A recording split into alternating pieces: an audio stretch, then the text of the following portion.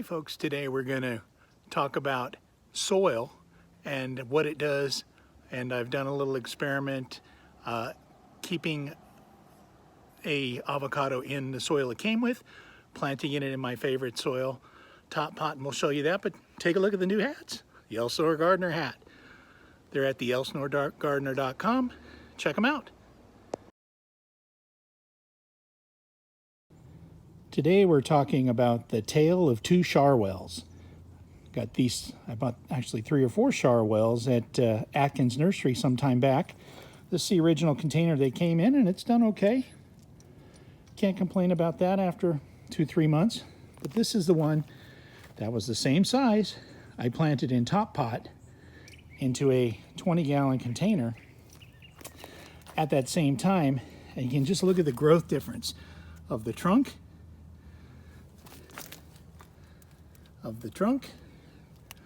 the leaf structure. Had to pull this thing up. I did a video showing how it sent off its own new leader here.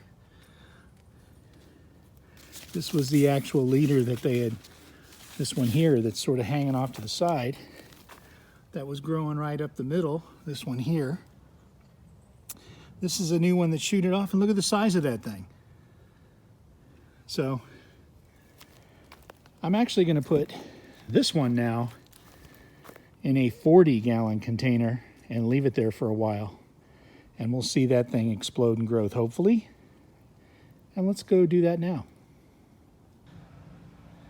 Well, here we are with the 40-gallon container, and you can see I have my lava rock in the bottom like I like to do over the holes.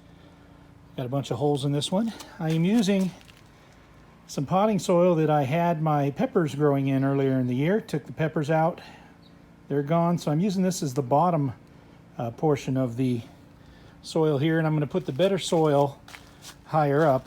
Better soil, I mean newer soil. I'm going to mix the upper third or so with top pot and sand. We'll top that off with some compost, and again mulch and a little bit of citrus avocado fertilizer. Here is the before of this plant in its little container. I took the mulch out. Look at the feeder root growth in here. Lots of great feeder roots growing in here. But really, I think this is my mulch here. The wood chip stuff here. But look at these feeder roots. Nice, healthy, white feeder roots. And we want those to be, you know, at the top when it's in this container. So let me fill this up with the older Christmas soil, as we'll call it. No, it's just an old container. But the Christmas soil container we'll put on the bottom in here, and then we'll come back and show you what that looks like. So as you can see, about the bottom third, we put in all that reused soil. And the reason we do that, all the nutrients we put in the top of the soil are going to work its way down. There's no roots going to be there right now. There's no reason to put any fertilizer in there. This thing's got a small little container we're going to let it grow into. And then you hear, I hear arguments both ways. As you can see, my other container avocados, that you don't want to up pot them into too big a container, and I don't believe that. And then my reasoning is, when you take something this big and you plant it out in the yard somewhere, it's got the whole yard its roots can grow into. So why should we keep it in a small pot, up pot it to the next size pot, then up pot it to the next size pot, when we can put it in something like this that's going to allow the roots to get the water I want it to get. It's going to get all the nutrients I give it. And, especially this Jan Boyce right here. It's been about 1.5 years in that container, and it's probably already outgrown that 20-some-odd gallon container. Same thing with this reed, and this reed's holding avocados. The gem, it's in that same container. If I was doing it over again, I'd probably put them in a 40-gallon container. And I got this container at a hydroponics store. So they have some good stuff in there. Prices are really good. It's got some heavy-duty handles on it. So this can be lifted, and this little tree can spend a long time in it. So let's prep the tree, put a little more soil in here, get our heights right, and we'll come back and take a look at that. So now, as you can see, got some nice healthy roots on the outside of this. good sandy soil in this, it looks like. Not a lot of wood chips. That a lot of this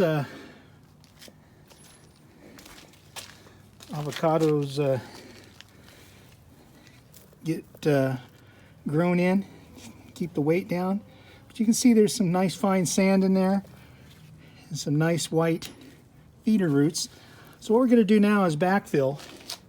And on this next layer of backfill, I'm going to mix in some sand with the top pot. Give me a little heavier mixture in that second level. Maybe I'll put in a little more top pot to get about halfway up this, then come in with the sand mixture. And we'll do that now and show you what it looks like. But gotta love the nice healthy roots on this thing. They look great.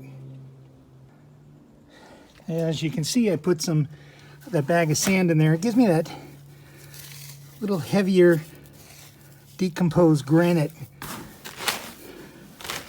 with the aeration properties of the pumice and the water retention properties of the peat moss. Give me a little heavier soil that can set around the roots here and allow the roots to grow through, absorb nutrients, and have some structure to this tree so we can set heavier roots and get a bigger tree to grow out of this container, because I want to leave it in here a while. I like to see this thing get as big as I could. So now we've got the dry soil mix right about to the top of the feeder roots here. What I'm going to do now is water it in and let it sink down. Come back with my final layer, and that's going to have fertilizer, compost, and mulch on it. I only want, as in nature, all the nutrients that come from the top work their way down onto those feeder roots and then seep down through the rest of the container. So let's water this in, get the final components put on, and get this thing to look like one of these here in a year or so. So now, as you can see, our top layer has got soil, some avocado citrus fertilizer, and a little bit of garden compost from Laguna Hills Nursery. Thank you to the guys down in Laguna Hills. Make great product. So we're going to mix this in, come back, throw a little mulch on it, and show you the finished product. So just come in here on this little top inch or so and mix in the compost. And you can see we're still right on top of the feeder roots, or just below right there. And what that's going to do is, after we water it in, get this to settle, throw the mulch on there, and those feeder roots will grow through here like they've always done in this top inch or two underneath the mulch. So let's show you what that looks like. This is a big container, 40 gallon, and I plan on leaving it in here a while. So as you can see, I got a little bit of leaf mulch here. I took off one of the other trees. I got some cedar mulch here that will finish off on top of that. So you can see we'll just put all this underneath it, get the cedar mulch on top, water it in, and we'll call it good on this Sharwill Avocado experiment in a 40-gallon container. Hopefully it won't be ready to transplant like these ones are here in the 20 gallons, the different ones I got here. Please like, share, subscribe if you like the video. When you like our videos, it allows YouTube to distribute them a little better and allows us to get some more views and things. We also have merch now at theelsinoregardener.com. Check it out. We got shirts and hats. My daughter put that together, so worked hard on it. Let's show her the love and pick up a shirt or a hat and support the channel, as everything goes back into the channel. Thanks again. Our Sharwill in a 40-gallon container. Have a good day.